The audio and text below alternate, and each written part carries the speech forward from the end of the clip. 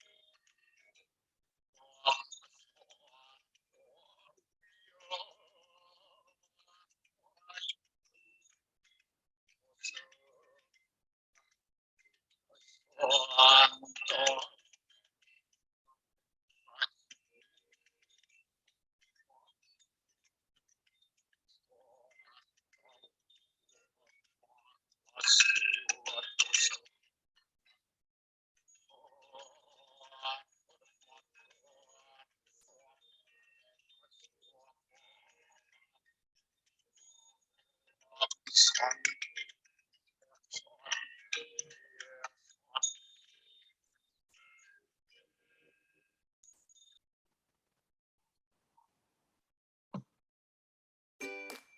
selanjutnya kita akan menyanyikan lagu Indonesia Raya. Indonesia tanah airku, tanah tumpah di sana aku berdiri jadi pandu hidup. Indonesia kebangsaanku, bangsa dan tanah airku, marilah kita bersatu, Indonesia bersatu.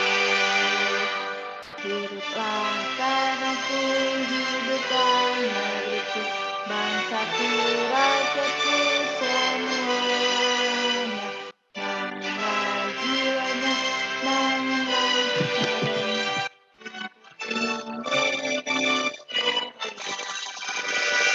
Indonesia Raya merdeka, merdeka, tanahku, negeriku yang suci. Indonesia merdeka, merdeka, dan Indonesia Raya. Indonesia Raya merdeka, merdeka, tanahku, negeriku yang suci. Indonesia Raya merdeka, merdeka, hiduplah Indonesia Raya.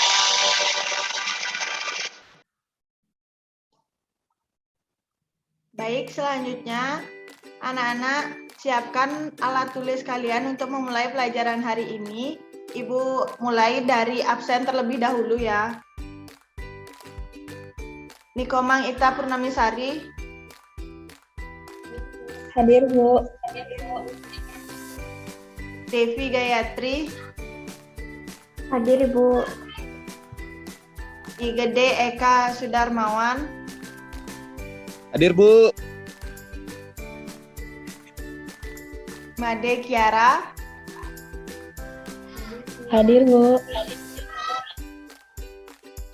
Baik, sebelum pembelajaran dimulai, ada baiknya kita melakukan literasi. Nah, di sini Ibu minta kalian melakukan literasi selama 10 menit, dan Ibu bisa mulai dari sekarang. Kita bebas literasi mengenai pancayatnya. Literasi dimulai 10 menit dari sekarang, silahkan.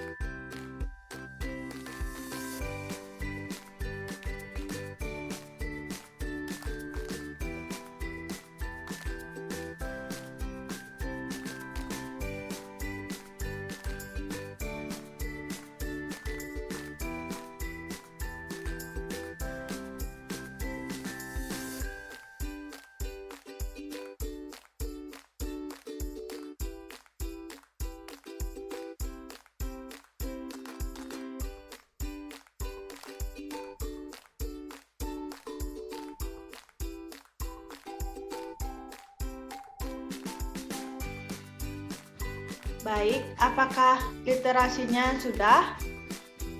Untuk Ita, Devi, Eka, dan Kiara, apakah sudah melakukan literasi selama 10 menit? Sudah Ibu. Sudah Bu.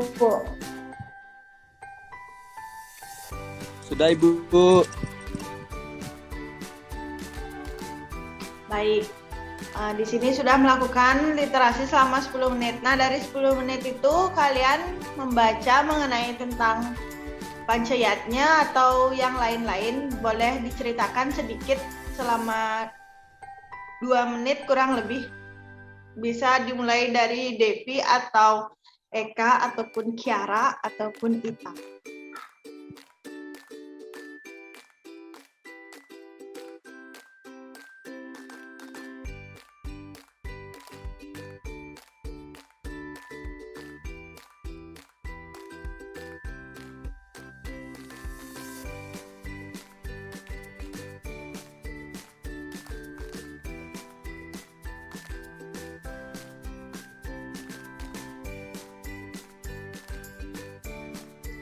Baik, bisa dimulai mungkin dari Ita. Apa saja yang dapat selama 10 menit literasi? Baik Ibu, terima kasih. Jadi selama literasi, saya sudah membaca tentang pengertian pancayatnya. Ya, bagus sekali. Untuk yang lain bagaimana? Apakah yang lain sudah membaca juga literasi mengenai pancayatnya? Saya Bu Devi Gayatri Bu. Ya, Devi silahkan. Saya membaca tentang syarat-syarat apa saja dari pancayatnya. Itu kita melaksanakan niatnya berdasarkan tulus ikhlas. Yang kedua, kita melaksanakan niatnya berdasarkan dengan cinta kasih. Ketiga, kita melaksanakan niatnya berdasarkan kemampuan kita walaupun ekonomi sulit. Keempat, kita melaksanakan niatnya berdasarkan kewajiban kita karena kita sudah diberkati kehidupan. Itu aja Bu. Ya, baik, bagus sekali Devi Gayatri. Mungkin langsung saja kita simak video yang Ibu akan laksanakan doa bersama dan Dainika Upasana sebagai wujud penghargaan terhadap ajaran pancayatnya. Yang ketiga, peduli dalam perumusan konsep pancayatnya sebagai dasar dalam kehidupan beragama. Yang keempat, percaya diri dalam mendeskripsikan ajaran pancayatnya. Yang kelima, bertanggung jawab dalam menyajikan pengertian pancayatnya. Yang keenam, disiplin dalam merumuskan pembagian bagian-bagian pancayatnya. Yang ketujuh, mengemukakan pengertian pancayatnya sebagai dasar dalam kehidupan beragama. Yang kedelapan, menjabarkan bagian-bagian pancayatnya. Baik, yang pertama saya akan menjelaskan pengertian dari pancayatnya. Kata pancayatnya berasal dari dua kata, yaitu kata panca dan yatnya. Panca berarti 5, yatnya berarti persembahan suci. Kata yatnya berasal dari bahasa Sangsekerta, dari kata yaj yang berarti orang yang berkorban. Jadi pancayatnya berarti 5 persembahan suci yang tulus ikhlas. Dalam melaksanakan sebuah yatnya, hendaknya diketahui syarat-syarat yatnya. Syarat-syarat sebuah yatnya yang pertama, harus dilandasi dengan keikhlasan yang disertai kesucian hati. Yang kedua, didasari dengan cinta kasih yang diwujudkan dengan rasa bakti yang tulus, cinta kepada sesama, cinta kepada binatang, dan cinta kepada lingkungan. Yang ketiga, yang harus dilakukan sesuai kemampuan agar tidak menjadi beban bagi kita. Yang keempat, beriatnya harus dilandasi perasaan beriatnya sebagai sebuah kewajiban.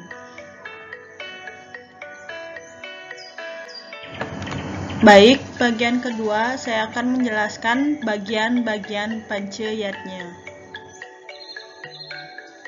Bagian-bagian pancayatnya yang pertama yaitu ada dewayatnya, yang kedua ada resiyatnya, yang ketiga ada pitrayatnya, yang keempat ada manusayatnya, dan yang kelima ada butayatnya.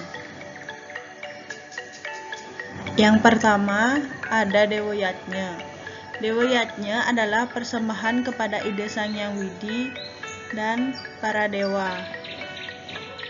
Dewa yatnya adalah suatu bentuk persembahan atau korban suci dengan tulus ikhlas yang ditujukan kepada Sang Yang Pencipta atau ide Sang Yang Widiwasa beserta dengan manifestasinya dalam bentuk Trimurti, Dewa Brahma sebagai pencipta alam semesta, Dewa Wisnu sebagai pemelihara isi dari alam semesta, dan Dewa Siwa sendiri sebagai pelebur atau pralina dalam alam semesta. Adapun ketentuan yang diketahui dalam melaksanakan Dewa Yatnya, yang pertama, tempat pelaksanaan Dewa Yatnya di tempat yang bersih dan memiliki suasana suci seperti pura. Yang kedua, memiliki Sangga Surya sebagai pengganti Padmasana. Yang ketiga, menghaturkan sesajen dengan bahan utama terdiri dari api, air bersih, bunga, buah. Adapun tata cara melaksanakan Dewa Yatnya, yang pertama, pelinggi ide Sang Yang Widiwasa diberi upacara penyucian. Yang kedua, memohon dengan pujaan semoga ide Sang Yang Widiwasa datang dan bertinggal di pelinggi tersebut, dipakai puja upeti. Yang ketiga, menghantarkan upacara penyucian dengan diantar oleh puja stiti. Yang keempat, sembahyang yang diakhiri dengan ngetirta. Yang kelima, upacara penutup disebut nyimpen dengan memakai puja pralina. Resi Yatnya adalah suatu bentuk persembahan karya suci yang ditujukan kepada para resi, orang suci, pinandita, pandita, sulinggih, guru, dan orang suci yang berhubungan dengan agama Hindu. Resi adalah orang-orang yang bijaksana dan berjiwa suci. Sulinggih maupun guru juga termasuk orang suci karena beliau orang yang bijaksana yang memberikan arahan kepada siswa-siswanya.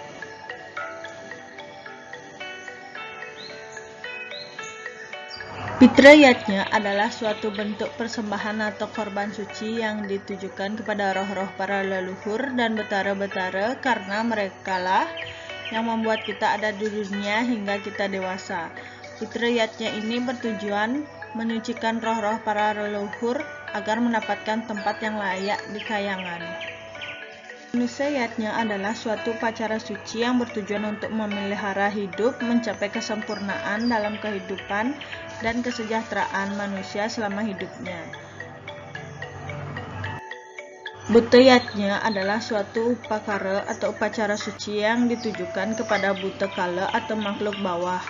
Buta kala adalah kekuatan yang ada di alam yang bersifat negatif yang perlu dilebur agar kembali ke sifat positif agar tidak mengganggu kedamaian hidup umat manusia yang berada di bumi dalam menjalankan aktivitasnya. Baik, selanjutnya saya akan memberikan suatu contoh pelaksanaan Pancayatnya, baik Nitya Yatnya maupun Naimitika Yatnya. Yang pertama, ada Dewa Yatnya, melaksanakan Trisandya, melaksanakan persembahan hari suci Purnama, Tilam, Kajang Klion, Odalan di Pura, Hari Raya Galungan dan Kuningan, Hari Raya Saraswati dan Pagarwesi, dan Hari Raya Siwolatri. Baik, selanjutnya ada Resi Yatnya. Contoh dari Resi Yatnya yang pertama, upacara Eka Jati. Golongan Eka Jati adalah orang suci yang melakukan pembersihan diri terhadap awal yang disebut Mawinten. Setelah melewati tahap Mawinten, golongan Eka Jati dapat memimpin upacara keagamaan yang bersifat Triyatnya. Orang suci yang termasuk kelompok Eka Jati yaitu pemangku, pinandita, balian, dalang, dukun, wasi, dan yang lainnya. Yang kedua ada upacara Dwi Jati. Golongan Dwi Jati adalah orang suci yang melakukan penyucian diri terhadap lanjut atau mediksa. Orang yang telah melaksanakan proses mediksa disebut orang yang lahir dua kali.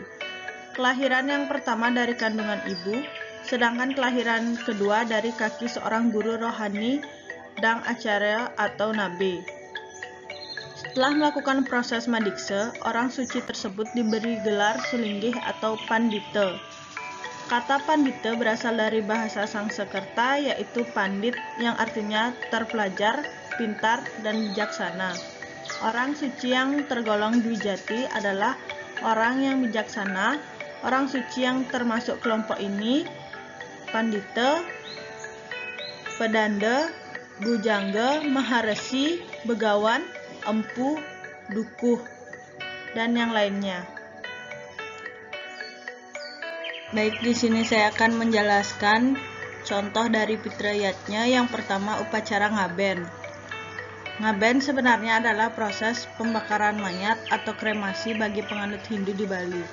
Ritual pembakaran mayat tersebut ditujukan sebagai simbol untuk menyucikan roh orang yang telah meninggal. Yang kedua, ada Atmawedana.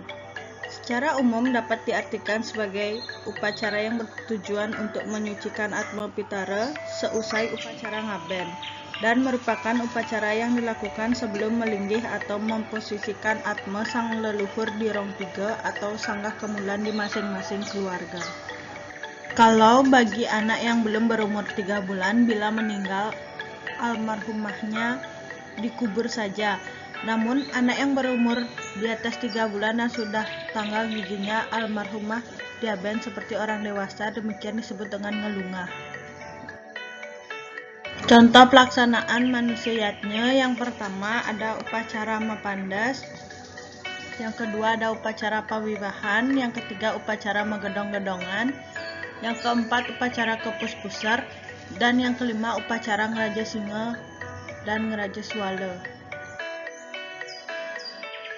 Contoh pelaksanaan butayatnya, yang pertama ada upacara mencaru, yang kedua upacara tawuragung, dan yang ketiga ada ngaturang segehang.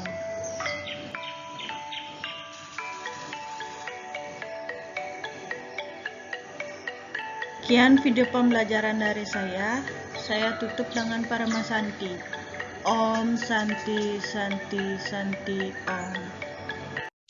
Om Swastiastu. Berarti pertanyaan Kiara di sini mengenai Dwijati apakah termasuk ke dalam resiatnya ataupun pancayatnya atau tidak.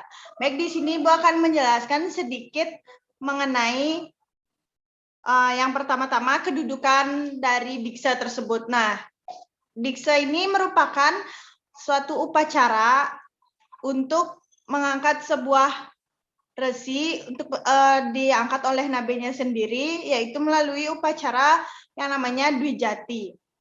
Di sini Ibu akan menjelaskan sedikit mengenai kedudukan diksa itu sendiri.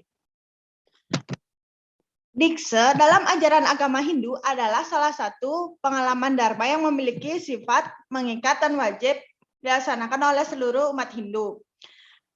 Dalam mantra Atharva Veda 12, Mandala 11, dan Yajurveda 19, Sloka 36, yang berbunyi, Satyam Bratam Ugra Diksa Tapo Brahma Yatnya Ritivim Daramayanti, yang artinya, sesungguhnya Satya, Rata, Diksa, Tapa, Brahma, dan Yatnya yang menyangga dunia. Nah, rohanian atau pendeta tergolong Dwijati yang berasal dari bahasa Sanskerta, yaitu kata Dwi dan Jati. Dwi berasal dari kata Sanskerta yang artinya dua, dan Jati berasal dari akar kata yang artinya lahir. Adapun 4 tujuan hidup manusia menurut Hindu yaitu catur asrama. Catur asrama itu yang pertama Brahmacari, Grihasta, Wanaprasta, Biksuka. Nah, setelah itu kita kembali ke pengertian upacara mendiksa. Upacara mendiksa adalah penyucian diri baik secara lahir dan batin dari seorang walaka atau orang biasa menjadi orang suci atau pendeta. Upacara mendiksa sebagai wujud ungkapan rasa syukur kepada para guru atau maharesi yang telah mengajarkan ilmu tentang agama, pengetahuan suci maupun memimpin upacara. Baik, di sini ada tempat melakukan diksa itu sebagai tempat melakukan upacara diksa di pura pemerajanan dari calon diksa itu sendiri. di tempat tinggalnya sendiri, juga melakukan di tempat suci di mana calon nabi itu dilahirkan. Setelah itu kita masuk ke fungsi dan tujuan dikse. Jadi fungsi dan tujuan dikse atau resiatnya bukanlah sebagai lembaga inisiasi atau upacara perubahan status belaka, melainkan sebagai dasar keimaman yang harus diakui kebenarannya. Sedangkan tujuan dari resiatnya adalah untuk menyucikan diri seorang suci secara lahir dan batin sehingga menjadi sulingge serta dapat meningkatkan kesejahteraan. Bila kesejahteraan telah meningkat disertai dengan kesucian lahir batin, maka para sulingge akan dapat dengan tenang mempelajari ilmu pengetahuan yang terdapat dalam Weda. Adapun syarat-syarat medikse yang pertama, menurut PHDI, yang pertama, laki-laki yang sudah kawin dan tidak kawin atau nyukle brahmacari. Yang kedua, wanita yang sudah kawin atau tidak kawin atau yang disebut dengan kanya. Yang ketiga, pasangan suami istri. Yang keempat, umur minimal 40 tahun. Yang kelima, paham dalam bahasa Kawi, Sanskerta, Indonesia, dan memiliki pengetahuan umum. Baik, itu Ibu jelaskan sedikit mengenai dikse. Nah, di mana dikse tersebut termasuk ke pancayatnya, di mana dikse itu kita haturkan kepada guru kita, resiatnya yang telah menobatkan kita sebagai seorang sulingge. Baik, apakah ada pertanyaan lagi? Baik, terima kasih Ibu atas jawabannya. Sangat saya terima. Nah, tadi Ibu juga sudah menjelaskan tentang tujuan. Nah, sedikit saya akan bertanya sedikit lagi, yaitu mengenai mungkin Ibu bisa menjelaskan apa sih tujuan pelaksanaan upacara butayatnya itu?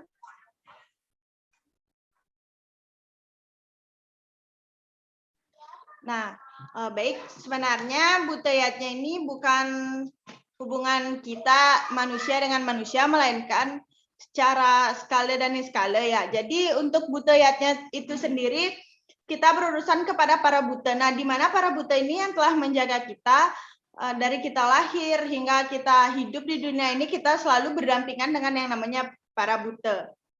Nah, para buta ini yang telah menjaga kita, di mana sebagai penjaga di rumah ataupun di tempat-tempat tertentu.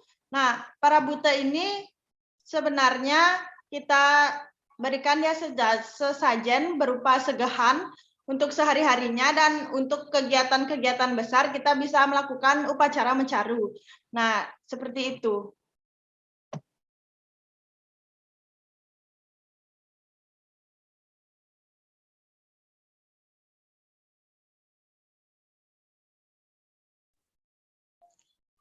Baik, terima kasih Bu atas jawabannya. Mungkin saya akan melanjutkan lagi satu pertanyaan saya, yaitu mungkin Ibu bisa memberikan contoh upacara yatnya dalam kehidupan sehari-hari atau jenis yatnya berdasarkan kualitasnya. Terima kasih.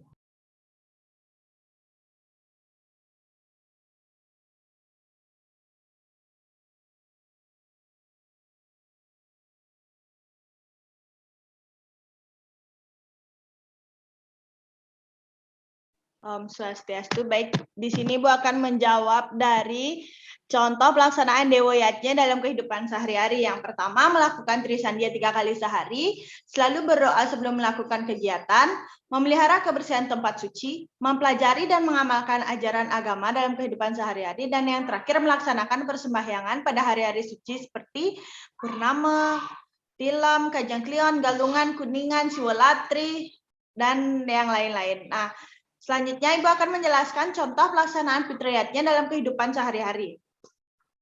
Berpamitan kepada orang tua sebelum berangkat kemanapun, menghormati orang tua dan melaksanakan perintahnya. Yang ketiga, menuruti nasihat orang tua. Keempat, membantu orang tua dengan tanpa pamrih. Yang kelima, merawat orang tua yang sedang sakit. Selanjutnya, contoh pelaksanaan resiatnya dalam kehidupan sehari-hari, Pertama, rajin belajar, belajar yang tekun, menghormati guru, menuruti perintah guru.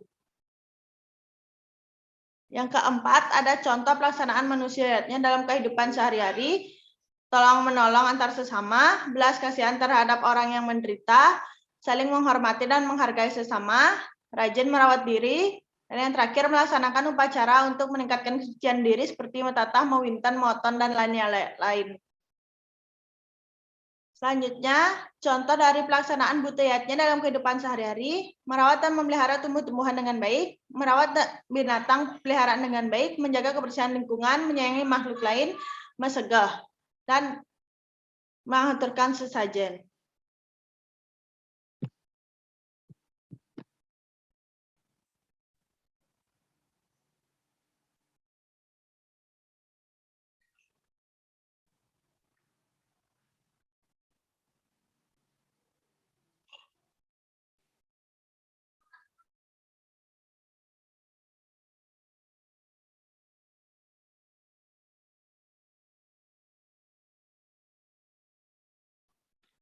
Baik, itu saja dari Ibu. Apakah ada yang bertanya lagi?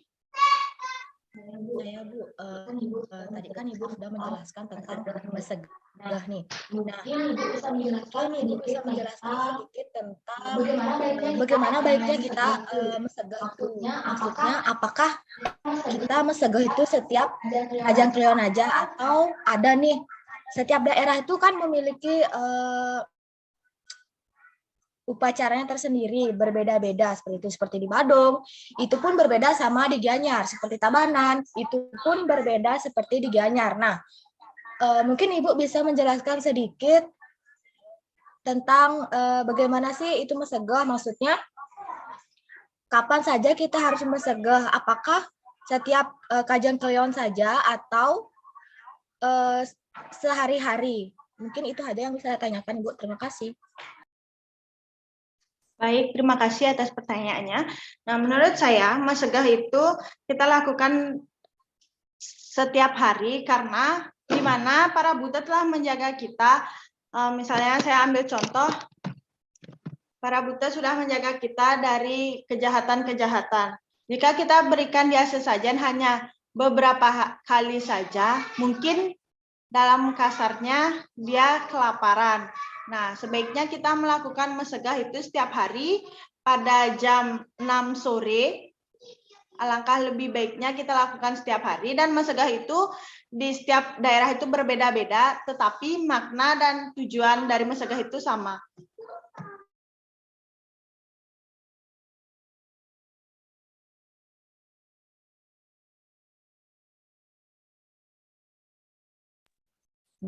Baik, terima kasih Bu atas jawabannya.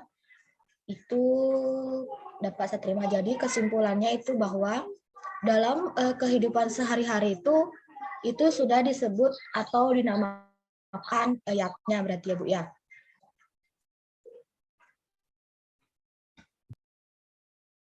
Baik, terima kasih. Made Kiara sudah memahami ajaran tentang Panchayatnya. Selanjutnya di sini Ibu akan memberikan tugas mengenai Panchayatnya, yaitu membuat video singkat mengenai ajaran Panchayatnya itu sendiri. Apakah ada pertanyaan mengenai tugasnya? Mohon izin Ibu, izinkan saya bertanya mengenai tugasnya. Ibu mungkin bisa Ibu jelaskan sedikit tentang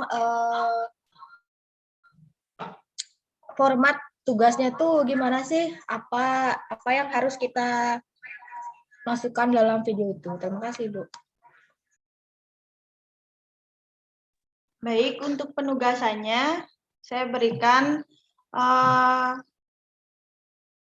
tugas video minimal 5 menit berisi tentang ajaran Panchayatnya, bisa berisi tentang contoh-contoh dalam kehidupan sehari-hari, boleh dalam kehidupan kita misalnya dalam hari-hari tertentu. Intinya tugasnya itu hanya 5 menit minimal. Pembuatan tugas itu diupload ke akun YouTube masing-masing dan Linknya bisa dituliskan di Google Classroom.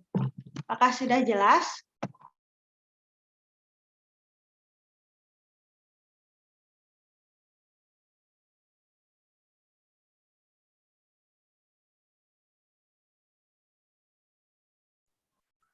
Oh iya, mohon izin bertanya lagi sekali, Bu.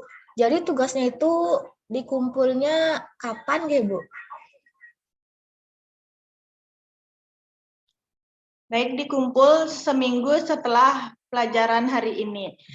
Dan pelajaran hari ini Ibu akan akhiri. Sebelum itu Ibu akan share link di Google Classroom berupa link Google Formulir yang berisi mengenai pancayatnya di mana evaluasi pembelajaran kita hari ini. Baik, sekian dari saya. Terima kasih. Om Santi Santi Santi Om. Om Santi Om. Sukses sama Ibu. Oke.